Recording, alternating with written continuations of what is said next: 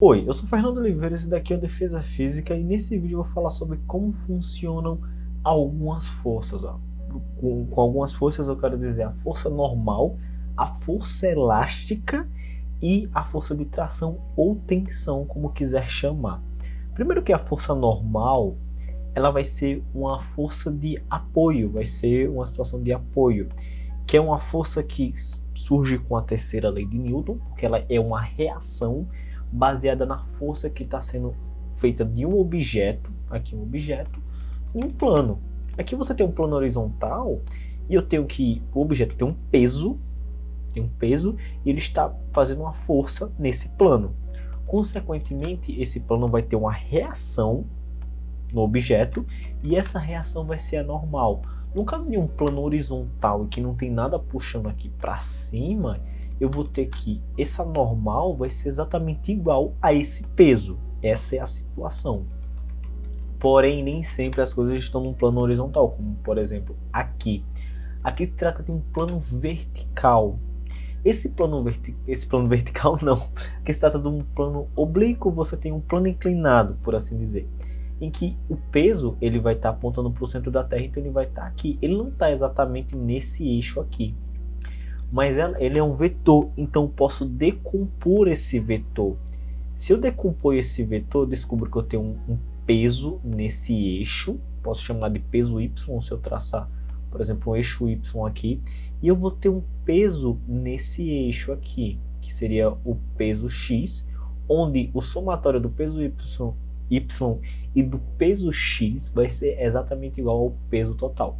Mas o que eu quero saber é do peso y, porque o peso y ele vai indicar qual a força que está sendo feita no objeto de forma perpendicular ao plano. Então, e esse peso y, se você usar semelhanças de triângulo, você descobre que esse ângulo aqui, que eu estou rabiscando, é exatamente igual a esse ângulo aqui. Porque é como se eu pegasse esse triângulo e virasse ele aqui, e desse um flip nele, onde o peso seria a hipotenusa e o peso em y seria o cateto adjacente a esse ângulo, seria a mesma coisa que esse lado aqui. Nesse caso, o peso y vai ser o que vai estar botando uma força aqui no plano e, consequentemente, eu vou ter que a normal vai ser igual ao peso em y. E como esse ângulo aqui é igual a esse, o peso em y vai ser exatamente igual ao peso vezes o cosseno do ângulo. Porque se eu tenho uma situação que cosseno, aqui eu tenho que botar um tetazinho, cosseno de θ, que é a relação trigonométrica, vai ser o cateto adjacente sobre a hipotenusa, então tenho que isso daqui vai ser o peso multiplicado por cosseno de θ. Basicamente é essa a ideia.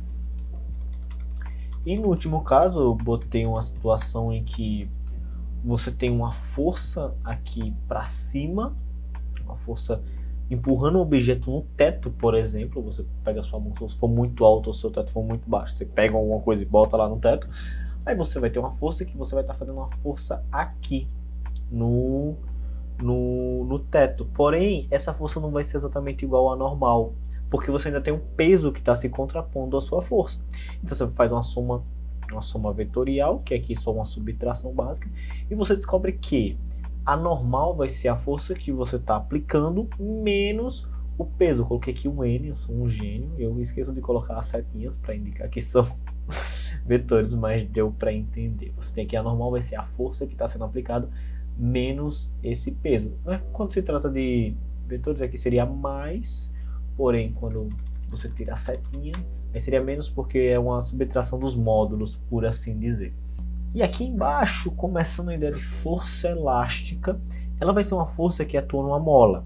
Por exemplo, se eu tenho uma mola aqui que ela não está tensionada, ela está em seu estado natural, você vai ter um tamanho básico para ela. Eu botei x0. Porém, você vai ter que o x0, mas quando você bota uma força, ela cresce, correto? Você vai ter um ΔX e essa força aqui você vai estar puxando, mas você sente uma força da mola puxando de volta a força para ela se reconstituir. Você vai ter essa situação, e nessa situação você tem a força elástica, que é uma força que a mola faz para voltar ao seu estado natural. E você vai ter uma situação que a força elástica, você vai ter uma constante que vai depender de cada mola, e ela vai ser indicada pela força elástica da mola, ou seja, a força, se você tem uma força puxando o objeto, você pode quantificar quanto é essa força, a força elástica, dividido pela variação da elasticidade, a variação do tamanho dessa mola. E aqui, como a variação do tamanho no sistema internacional é metro e a força é newton, você vai ter uma constante que vai ser igual a newton por metro. Essa constante é medida assim. E, consequentemente, a força elástica vai ser igual a K delta X, vai ser igual a K delta X, ou menos K delta X, quando você para prestar atenção no referencial de que a força sempre vai ser contrária, ela sempre vai estar querendo voltar e não ir, ela sempre está voltando a um referencial que você pode ter colocado, porque você vai ter um distanciamento, você vai ter um crescimento dela, ela vai querer diminuir, você vai ter uma diminuição dela, ela vai querer aumentar para voltar ao seu estado natural. Você pode também fazer uma associação de molas. Você pode pegar uma mola, colocar na frente da outra e botar em série, ou você pode botar duas em paralelo, como aqui, imagina isso aqui é um pedaço de pau que estão conectadas essas molas, e puxar. E para isso, quando isso acontece, você vai ter uma situação que você vai ter que medir o que está acontecendo, você vai ter que saber qual força você precisa para fazer alguma coisa. E nesse caso, você vai ter uma situação de constante elástica resultante, que vai ser meio que uma junção das duas constantes elásticas, e ela altera baseando-se se ela está em série ou em paralelo. Quando ela está em série, como as constantes elásticas são iguais, quando se faz uma força, uma vai se distender de uma forma, que eu tenho um ΔX2, e outra vai se distender de outra forma, um ΔX1. ΔX1 vai ser diferente de ΔX2 de certa forma. Eles vão ser diferentes. E, consequentemente, a partir daí a gente vai ter uma situação de que a variação total, tipo, o tanto que ela distendeu, vai ser a soma dos dois, correto? Vai ser ΔX1 mais ΔX2. ΔX é a força sobre ΔX vai ser igual a força sobre a constante, correto? Só um jogo matemático. Isso vai servir para todos. Então, a força sobre a constante, que seria uma constante geral para o ΔX geral, vai ser igual a força, que é a mesma força que está sendo aplicada nas duas, força dividido pela constante de 1, no caso do ΔX1, mais a força dividida pela constante de 2. E nesse caso eu posso cortar essas forças, porque é como se eu dividisse em todos os membros e eu anulo elas. Eu vou ter a situação que 1 sobre a constante elástica geral vai ser 1 sobre a constante elástica 1 mais 1 sobre a constante elástica 2, e ela vai se repetir para quantas molas tiverem associadas. No final vou ter uma constante elástica do número de molas associadas, não importa. Se for em série, é assim que você descobre uma constante elástica geral e descobre quanto é a distensão total da mola quando se aplica uma força. Agora, em paralelo já é diferente. Eu teria uma força aqui, correto? Porém, essa força ela vai se distribuir nas duas molas. Ela vai ter uma força 1 aqui e vai ter uma força 2 aqui, do modo que elas estão apoiadas. Porém, ela tem uma coisa que é diferente da outra. As forças são diferentes. A força 1 vai ser diferente da força 2.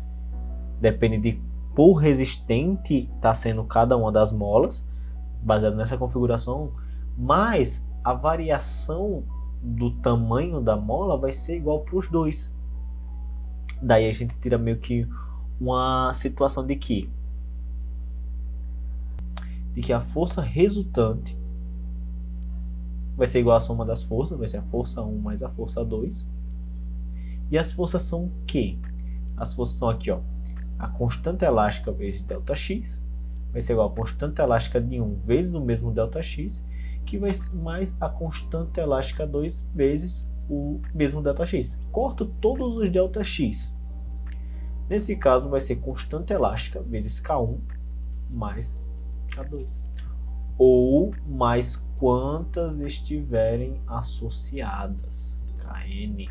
Quantas estiverem associadas em paralelo. Lembre-se disso. Daí você descobre a constante elástica geral. E dessa você descobre quais são as forças. Qual a força resultante, esse tipo de coisa. Até porque a distensão, o tamanho que ele vai ser alterado é o mesmo para os dois. E para finalizar, tem a ideia de tensão, que é um N, não um U, tensão ou tração, dependendo de como você quer chamar.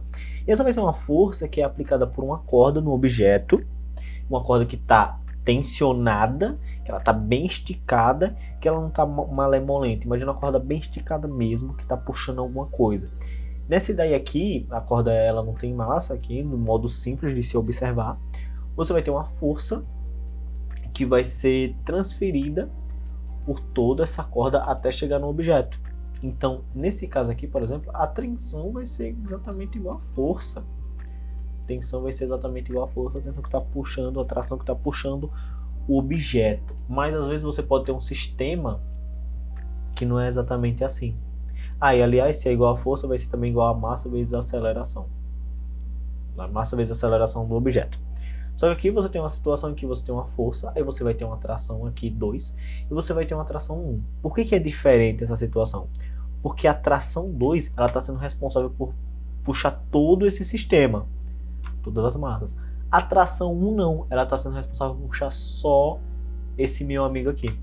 Então, nessa situação, você vai ter um caso que a tração 2 vai ser igual à força, que vai ser igual a massa de 1 mais a massa de 2 vezes a aceleração do conjunto. Aí você descobre qual é a aceleração do conjunto.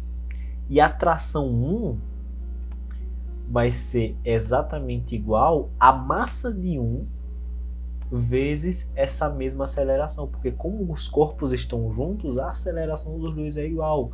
Se esse daqui fosse acelerado mais do que esse, ele iria trombar no da frente.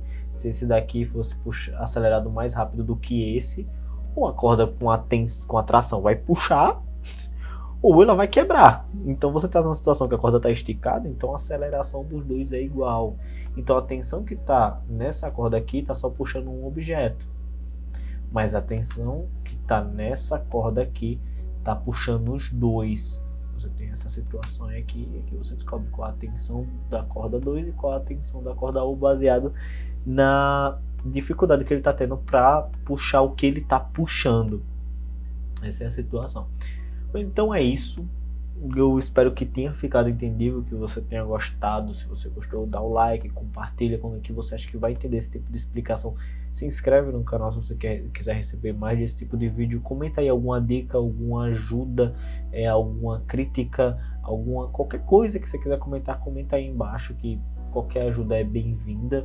A comunidade científica tem que se ajudar, esse tipo de coisa que eu aprecio. Provavelmente vai ter aí um apoia-se, se você quiser me apoiar monetariamente. Se não quiser, tudo bem. Se não puder, tudo bem. Mas se quiser, tá aí para quem quiser apoiar isso que eu tô fazendo, acha que deve se apoiar, aí com vocês aí, entendeu? Mas é isso daí. Muito obrigado por ter assistido. Tchau.